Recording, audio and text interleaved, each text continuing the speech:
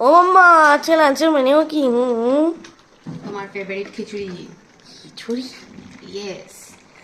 খিচুড়ি খাবো? আমার তো শুনেই হার্ট ফেল হয়ে যাচ্ছে।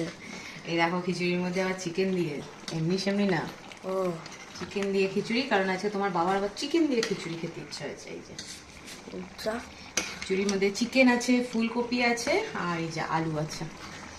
এই দিয়ে হচ্ছে খিচুড়ি, ও নারকেলও আছে, ভুলে ও গেছিলাম। আচ্ছা।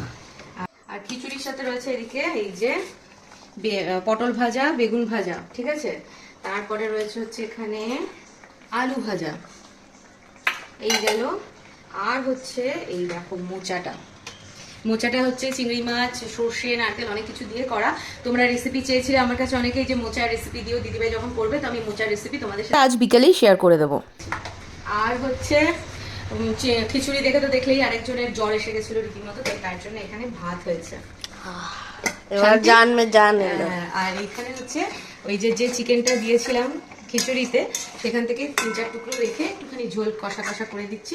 এই দিয়ে তিনি ভাত খাবেন। আর এই যে পেঁয়াজটা দেখছো, এটা তার জন্যই রাখা, ভাতের সাথে লাগবে তার, সেই জন্য।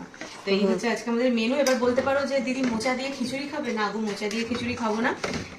ভাতই করার ইচ্ছে ছিল, কিন্তু আজকে সকাল থেকে যা ওয়েদার, তাতে আমার বড় আবার চিকেন নিয়ে এসে বলছে কি একটু চিকেন দিয়ে খিচুড়ি করবে। তো সেই জন্য চিকেন দিয়ে গোবিন্দভোগ চাল দিয়েছি, কিন্তু আজকে মুসুরির ডালের খিচুড়ি করছি, মুগ ডালের নয়। হয়ে এসছে।